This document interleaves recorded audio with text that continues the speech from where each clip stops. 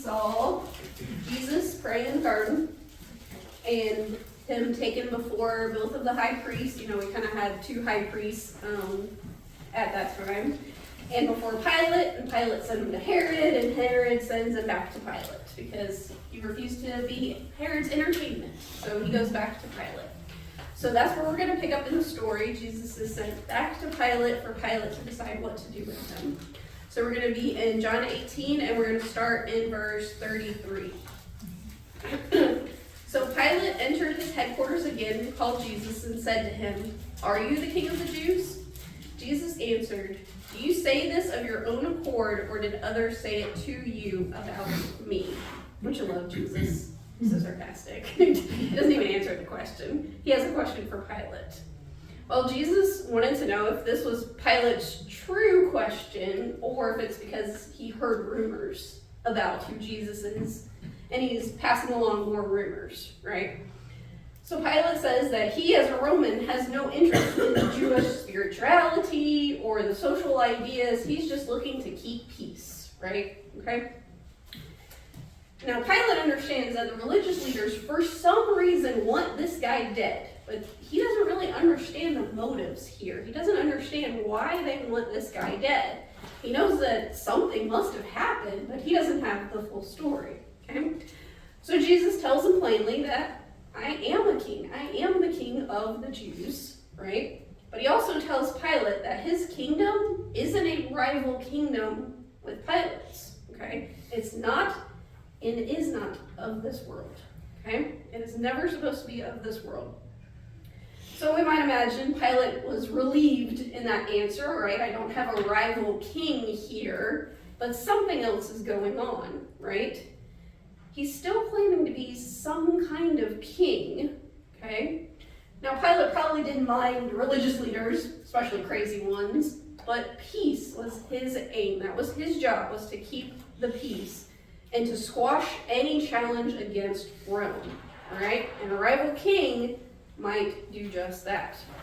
Well, Jesus doesn't deny who he is. He was born a king, not even a prince. He was born a king, okay? And this gets Pilate's attention when Jesus claims to be the bearer of truth. Pilate goes, "What is truth?" And we have no idea what Pilate meant by that. We don't know if he was asking, what is the truth? What is a truth? What is the real truth? We don't know Pilate's intent behind that question, because to him, political power was true. It was something that he could see and experience. He knew Caesar's throne. He saw Rome take over most of the world. So political power was true. Was there other truths? Was there more truths? Was there deeper truths? Were there truths that he couldn't see? What is truth? Okay? So for a second time, Pilate goes back out to the Jewish religious leaders and he gives his verdict. Not guilty. Not only not guilty of their charges, but he can't find any guilt in Jesus at all. He can't find anything wrong with this guy. I don't understand why they want this guy dead. He hasn't done anything wrong. He's not even guilty of anything. Well, if you jump down to verse 39, it says of Pilate, "But you have a custom that I should release one man for you at the Passover. So do you want me to release the king of the Jews?"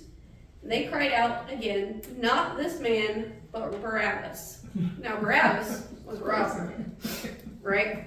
All right, so Pilate knows Jesus is innocent. He's beyond innocent.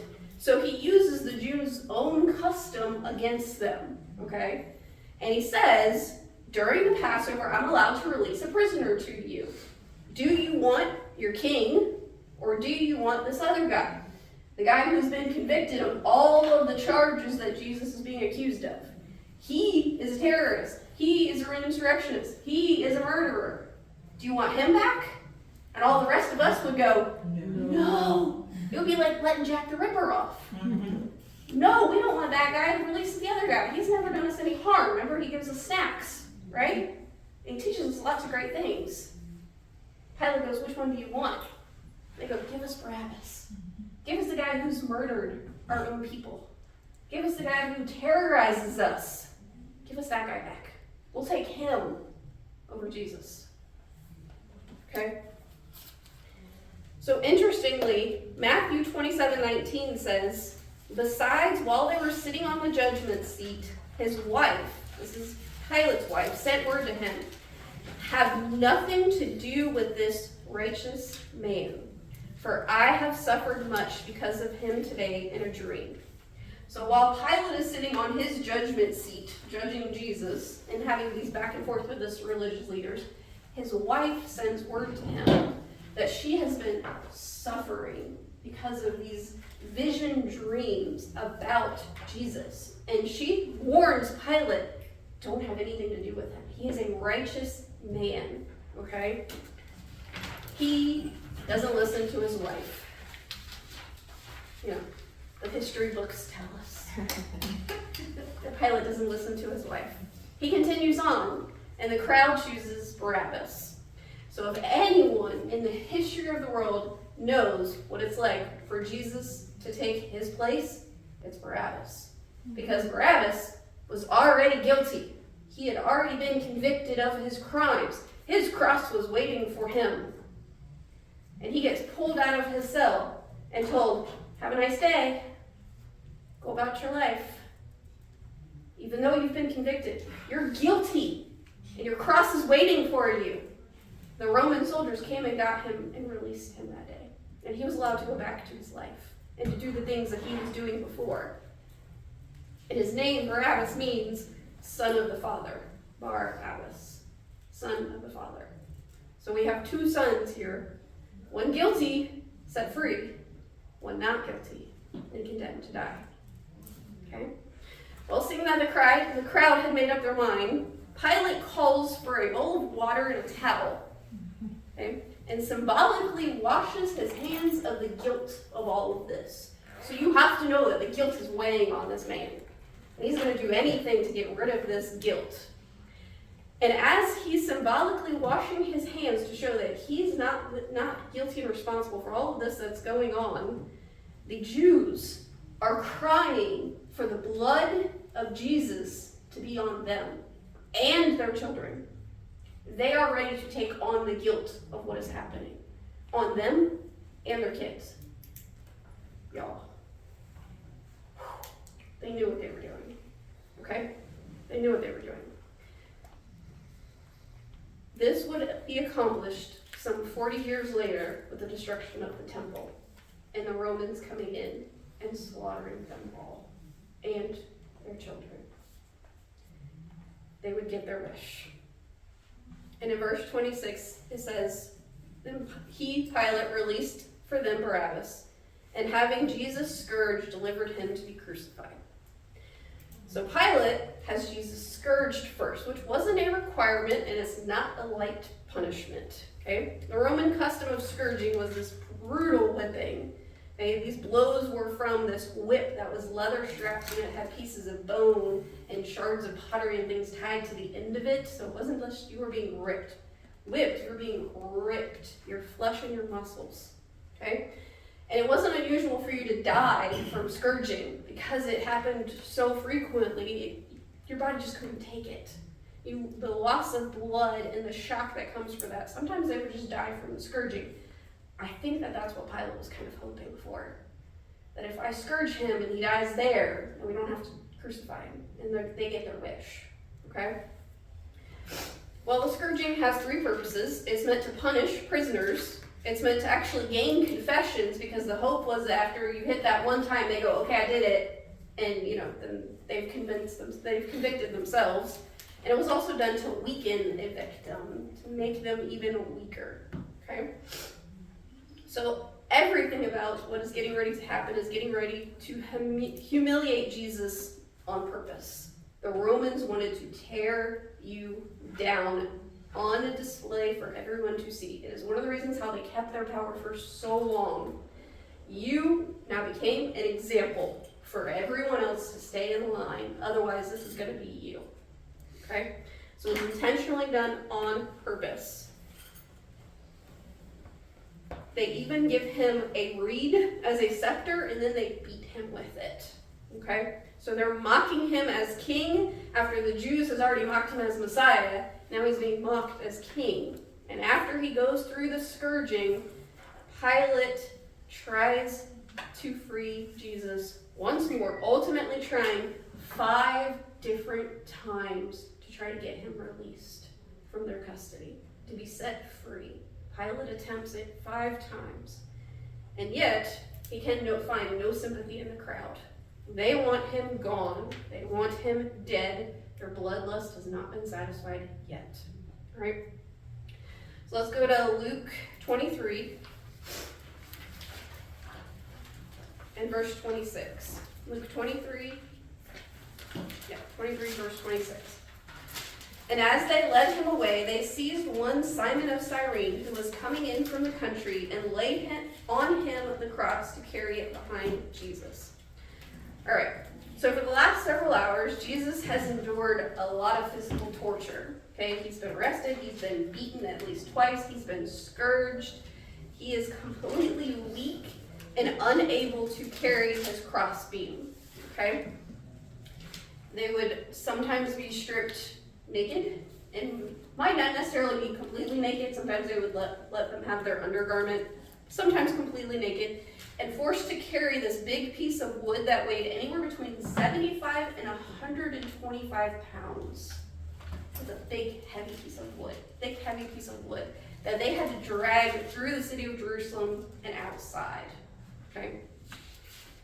But Jesus has been prepared almost his whole life to carry this thing, because he worked with wood and stone all his life. He was a carpenter's son. He worked with stone. So he is physically able to do this, but he is weakened in his state. So they get this man named Simon to carry the crossbeam, and he's visiting from Cyrene. That is over 800 miles away in North Africa. And he has come to worship in Jerusalem. Okay? And here he is being told and ordered by Rome to carry this man's cross, which was very unusual. It really didn't happen that much, but I'm sure the soldiers really didn't want to carry the cross. So they picked this guy out of the crowd and make him do it. Simon knows what it is to carry the cross, because he had to do it for Jesus. Well, as he's carrying this wood beam, and the soldiers and Jesus and the other 2 guys are all following, a multitude is also following. And this is the exact intent of Rome. They wanted people to witness all of this. They wanted it to be a spectacle. It was a public deterrent. Keep everybody in line. This is what happens when you mess with Rome. Okay? Well, this group that is following also includes several female followers of the Lord, including his own mom. His mother Mary is there in the crowd watching all of this happens. And Jesus tells the women, "Don't weep for me. Don't cry for me. I want you to cry for those who are rejecting me." That must have been hard to hear, because they're there witnessing everything that's going on. This guy that they've put their faith and trust in for the last 3 years, Mary's son. And he tells them, "Don't cry for me. I want you to cry for all of those rejecting me." All right, so let's go back to John 19 and verse 17. John 19, verse 17. And he went out bearing his own cross. So at some point they put it back on him as he's nearing the end, to the place called the place of the skull, which in Aramaic is Golgotha. There they crucified him, and with him 2 others, one on either side, and Jesus between them. Okay? So they make it through Jerusalem. They make it to the outside walls, to a place called the place of the skull, which is where the beams would be there permanently on display for everyone to see. And then they would attach the cross beam on it, as they needed each convicted person up there. Okay? And this was on a road, so that every time people walked by, they saw what Rome had power to do. Okay? Remember, this was a big, giant display board. If you mess with Rome, this is what happens. Don't mess with us. Well, the Persians were actually the ones who invented crucifixion. The Romans just perfected it. Okay? They took crucifixion to its uttermost. And this form of execution was reserved for the worst criminals or the lowliest class of people. And crucifixion was designed to make the victim die publicly, slowly, and with the most amount of pain humanly possible, with humiliation to bear. Well, when they get there, they take a sign that was around Jesus' neck. You would have your crimes displayed for all. But instead of his crimes, Pilate has written on there something else instead. Jesus of Nazareth, King of the Jews. That was his crime. Remember, he's been charged with a lot of different things because they couldn't make anything stick. So instead of listing those charges, insurrectionists, don't pay taxes, treason, none of those are found on his sign. Just Jesus of Nazareth, King of the Jews. And written in 3 languages so everyone could read it. Okay? Well, the Gospels are a little light on the details of crucifixion, and it's for a reason. Everyone knew what crucifixion was. You literally watched it happen several times a week out there for years, and it wasn't really polite conversation to talk about crucifixion. But if you're curious, crucifixion, the victim's back would have been torn open by the scourging, was attached to the cross, and every time you take a breath, that open wounds just rip up and down on the wood. They didn't sand the wood down, okay? Just raw wood with splinters and everything. The nails that went through the wrist severed the large median nerve, and it stimulated fire bolts of pain that went all the way up into your shoulder, and it would actually make your hand turn into a claw because they went through this nerve right here. The weight of the body pulling up and down on the shoulders kind of locked you in an inhalation state where you had to push yourself up in order to get an exhale, okay? Which would make your muscles cramp even more because they couldn't get oxygen. You had to push up on your feet, which were also had a nail driven through them. And every time you pushed up, you're putting more and more pressure on that painful spot. Insects would land on you and burrow in your eyes and your ears and your mouth and your nose because you couldn't swat them away. Even birds of prey would sometimes land on them and pick at you open. And death would come in a variety of ways. Acute shock from blood loss, being too exhausted to breathe anymore, dehydration, stress-induced heart attack, or congestive heart failure. It came from many different ways. But if the victim didn't die quickly enough, the Roman soldiers would take a big piece of wood and they would smack their knees and break them to where they couldn't push up anymore.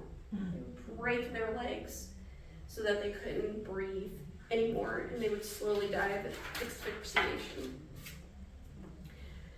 Well, after fixing Jesus to his cross, it is 9 o'clock in the morning now, and there was nothing left to do but to wait for him to die. So the Roman soldiers made themselves comfortable. Matthew 27:34 says, "They offered him wine to drink mixed with gall, but when he tasted it, he would not drink it." Okay? So it was customary to give those who were crucified this wine mixed with a myrrh. And it would be very bitter, but it would have a pain-numbing effect. Jesus refuses to indulge in this. He is going to face this fully, spiritually, and physically awake and endure every moment of it without the pain-numbing side effects of the drink. So at his feet is his mother and some of the other women who had faithfully and financially supported him for 3 years. Now they were the ones left to physically support him in his moment of suffering and death. Now, most of the victims of crucifixion spent their last hours so completely exhausted or unconscious that they didn't usually talk before death. Though Jesus had endured tremendous pain and suffering, he ends up having 7 things to say before his time is over. So the first one is in Luke 23, verse 34. "Father, forgive them, for they do not know what they are doing. Did the Jews know what they were doing? Yes. Did they know what they were doing? No. No. They knew what they were doing, but they didn't know what they were doing. But Jesus prays for mercy for them, for forgiveness for them. That's the first thing he says from his cross. The second thing in verse 43, Luke 23:43, I tell you the truth, today you'll be with me in paradise. At some point, one of the two guilty men realizes who Jesus is, realizes that they're all getting ready to die, but this guy's different, and he asks for mercy. And Jesus grants his request, telling him that today we're going to be together on the other side. Okay? John 19:26 is the third one. Dear woman, here's your son, and here's your mother. So there was one disciple there. One of the 11 came back. This is John, our young teenage John. He finds his way back. And he is with the women, with Mary, and the other Mary, and the other Mary, and the other Mary, maybe another Mary. But John is there. And when Jesus looks down and sees them, he passes his firstborn responsibility of taking care of his widowed mother on to John. Because Jesus' brothers aren't there. They're in Jerusalem, but they're not there at the crucifixion. And so as the eldest son, it is his responsibility to take care of his mother. And he's got to pick who's going to take care of her. And he picks John, a teenager. And he says, all right, this is your mom now. And John goes, yes, sir. And John takes this woman as his mother into his home, and he takes care of her for the rest of her life. I wonder what Jesus' brothers and sisters had to say about that. Right? But John does. He is completely obedient until the moment of Mary's death. He keeps Mary as his own. Well, Matthew 27:45. Now from the 6th hour there was a great darkness over all the land until the 9th hour. So this is from about noon to 3 p.m. There's an eclipse that blocks out the sun and creates this darkness in the world. This must have really freaked them out, because an eclipse they couldn't predict. You know, we know when eclipses are going to happen. We could probably predict the next 20 years of eclipses. They couldn't predict them. These were odd, varying times. And the sun rose every day, and it shined every day, and it went to bed every night and woke up every morning. So all of a sudden, for the sun to be blocked out, something really weird is happening here, okay? So they were all probably freaking out.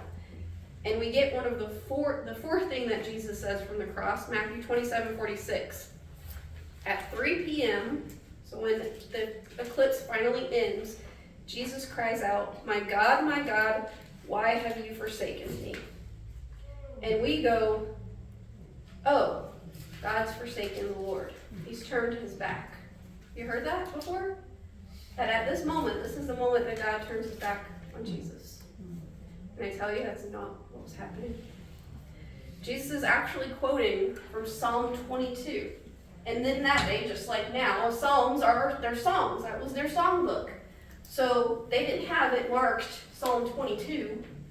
In order to get them to understand the psalm, you would say the first line. Just like in songs, right? Come rest ye merry gentlemen. You can say the rest of the song. You know what song I'm talking about, right? We will. Okay, so you got it. That's what the Jews did. They would sing the first line, and then it was like, okay, this is the song he's referencing. And they would know that whole song backwards and forwards, okay? Well, the first line there, Eli, Eli, they think he's calling for Elijah. They think that he's calling Elijah to come down to rescue him. So they're making fun of him. But he is drawing their attention to Psalm 22. It is very important, okay? Psalm 22, verses 6 through 7. I am a worm, not a man, scorned by mankind and despised by the people. All who see me mock me. They make mouths at me. They wag their heads at me. So the two people on either side of him made fun of him. The crowd made fun of him. Those who pass by literally wag their heads. This is wagging your head. I can't believe this guy, right? They mocked him with sneers of, save yourself. If you're so great, if you're really Messiah, you can save yourself. Well, let's go on in Psalm 22, verse 14 through 15. I am poured out like water. All of my bones are out of joint. My heart is like wax. It is melted within my breast. My strength is dried up like a potsherd. My tongue sticks to my jaw, and you lay me in the dust of death. This is vivid pictures of suffering and death. In verse 16 through 18, for dogs encompass me, a company of evildoers encircle me. They have pierced my hands and my feet. I can count all of my bones. They stare and gloat over me. They divide my garments among them, and for my clothing they cast lots. This is Psalm 22, written thousands of years before Jesus, from David. So the soldiers who are standing there take his garments and cast lots for them and mock him. Verse 24 is my favorite, though, of Psalm 22.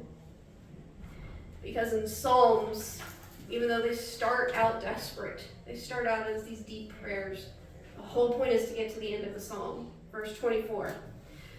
For he has not despised or abhorred the affliction of the afflicted, and he has not hidden his face from him, but has heard when he cried out to him. I was talking about God. God has not despised or abhorred the affliction of the afflicted. God has not hidden his face from him, but God has heard when he has cried to him. So did God turn his back for 1 second on that cross? Absolutely not. Absolutely not. Okay? If you take this whole psalm together, you understand what Jesus was trying to show these people. God has not abandoned him. God knew everything that was getting ready to happen that day, and he made David write it down. And they sang it for years. They sang this song, not understanding it, because David wasn't pierced, right? David didn't have his clothes cast for it. David didn't go through this, but he wrote it down, and they sang it. And when Jesus said that first line, all of it would have come flooding back to their memories. And that's what Jesus was trying to point them to. All right, the fifth thing, John 19:28, Jesus says, I am thirsty. And at this, the Roman guards give him water mixed with vinegar, which was a common soldier's drink. So they don't give him the thing mixed with myrrh and pain him anything. They give him some of their own drink to drink. In John 19:30, Jesus says, it is finished. And Jesus' words meant that his suffering was over. His work that the Father had given him to do was over. And it literally means paid in full. Okay? The debt of sin was paid. This was a cry of a winner. Jesus had the victory. He finished his eternal purpose. It is finished. And the last thing he says in Luke 23, verse 46, Father, into your hands I commit my spirit. So Jesus decided the moment that he was going to die. He was fully in control of the moment he decides it's done. Okay? And God accepted his sacrifice. No one took his life. He laid it down. All right, so at 3 p.m., Jesus yields his soul to God, and there's an earthquake that happens. And it rocks everything. It splits the veil open. And y'all, this was not like a piece of sheer veil. This veil was this thick. Okay? This thick piece of material rent from top to bottom, displaying everything. And Acts 6:7 said that in those days of the early church that a lot of priests believed. I'm sure they did in that moment. Could you imagine hearing an earthquake and then all of a sudden looking up in this veil that's this thick, ripped from top to bottom as if it was ripped by hands? ripped and torn in half. Okay? I'm sure you would believe in that moment. Matthew 27, verse 52 and 53 tells us that even graves were split open, and the believers inside hung out for a little while. They were terrified, but eventually they go inside the city and they show themselves to people. Dead people getting out of their graves and going into the city and reuniting with their loved ones. How would you love that for Easter morning? Your loved one knocking on the door. Oh, you thought I was dead, right? Come on in, Uncle Gary. We saved a seat for you. Right? Amazing. Well, seeing all of these different signs, the centurion confesses that this man is some kind of deity. He's putting all the an eclipse and an earthquake and all of these things that are happening. And he says, truly, this is the Son of God. Now, he's not Jewish. He doesn't know what a Messiah is, but they have something similar called a demigod. Okay? The product of divinity and humanity coming together and creating a demigod. So he knows that this guy is not really just human. Something is different about this guy. But because Sabbath is coming, we got to get the bodies off the cross. Okay? Typically, they were left there as a reminder until they literally fell off. Okay? Yeah, they would let them degrade, and remember, this is a billboard. Don't mess with Rome. Okay? But occasionally, during the high holidays, you could let family members take the bodies off if they were going to be buried. Okay? So Sabbath is coming. The soldiers break the legs of the other two criminals, but when they get to Jesus, he's already dead. So they don't have to break his body. They don't have to break his leg. And this fulfills several different prophecies. Psalm 34, Exodus 12, Numbers 9, Zechariah 12 and 13. Several prophecies about the bones and blood of Jesus. So this soldier, wanting to make sure and be a good soldier, that he's really dead, and he's not just faking it, right?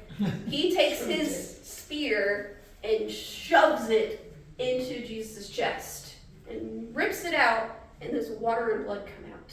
And he goes, yep, he's dead. Okay? So there's no way he hasn't just fainted. He's dead. This Roman was going to make sure because it was on his neck, right? If he wasn't dead, it's your responsibility, Mr. Centurion. You're in charge here. All right, Matthew 27, 57 and 58. When it was evening, there came a rich man from Arimathea named Joseph, who was a disciple of Jesus, and he went to Pilate and asked for the body of Jesus. Then Pilate ordered it to be given to him. Okay? So sometimes on the high holidays, you could get burial rites for your deceased. Joseph of Arimathea all of a sudden steps out on the stage and asks for the body, and Pilate approves. Now he had to go to Pilate to get approval for this. Okay? Well, he has to bury the body quickly because it's 3 p.m. He's only got to 6 p.m. So we only have a couple of hours. We got to get him down. We got to get him washed. We got to get him clean. We got to get him prepared and in the tomb and have the tomb closed up before 6 p.m. All right. So Joseph and Nicodemus, who is part of the Sanhedrin, they get Jesus' body and they prepare it and they lay it in Joseph's tomb, ceremonially defiling themselves in the process because they had to touch a dead body, which means that they could not go home and eat Passover that night. Next time. All right. So they prepare Jesus' body, and in doing so, they have to remove all of the foreign material, which means picking out splinters, removing the crown of thorns, washing the body, rubbing in oils and myrrh, and we're told by John that there's 100 pounds of oils that they rub into Jesus' body. And they carefully wrap him in strips of linen, starting at the feet and moving up the body, and you would save the head for last. So everything would be all wrapped, and then you would put a folded piece of cloth over the face, and then you would wrap the head separately. Okay? So they do all of this, seeing every inch of wounds, of bruises, of torn flesh. They're wiping away blood and sweat. Meanwhile, the women are staying at a distance watching this because they can't get close enough to touch him because then they would be ceremonially defiled. And they have to go serve Passover dinner but they see everything that's going on. And they finally put him on a stone flat surface in the tomb, and they roll the stone over there, and they have to walk away. And with them, all the hope, all of the prayers that this guy was going to be the guy to save us from Rome. And it looks like Rome wins, because then they get to go home and celebrate Passover with their friends and their family while he lays in a tomb. Well, Jesus, fulfilling every law, fulfills the Sabbath. Because when 6 p.m. comes and everybody goes home to eat their Passover and Sabbath starts, Jesus is resting. He's dead. But he's in full Sabbath rest mode. He's dead. Okay? Now, I used to have a pastor that says, never leave Jesus on the cross or the tomb. But that's where we're going to leave him right now. Saturday morning, the next day, is the day of preparation, and the chief priests and the Pharisees are gathered before Pilate, and they said, Sir, we remembered something the impostor said to us, that while he was still alive, after 3 days he will rise again. What do you think we should do about that? Right? They accused him of being a terrorist, right, with those own words that he was going to take down their temple. And now they're starting to put the pieces together. Maybe he wasn't talking about the temple. He was talking about himself. So they asked for it to be sealed, which would have been a miracle because the Roman guarded tomb was impossible to break into and steal the body. Pilate agrees and seals the tomb with his own mark, making it legal to kill anyone who breaks it. So if you break that seal, you can be killed instantly. Okay? And he sets up a watch of Roman soldiers. Well, we are going to leave Jesus in the tomb for now, but it's not the end of the story. But I want you this week to sit Shiva for your Savior. I want you to find some time. This is a Hebrew custom where you would sit for 7 days. You would share stories. You would remember and you would grieve for your lost loved one. I want you to do something. I want you to wear black. I want you to write a letter. I want you to journal. I want you to go on a prayer walk. I want you to go on a worship walk. Whatever it is this week, to grieve your Savior. To understand that the reason why we have Christmas is because of this. He was born to die.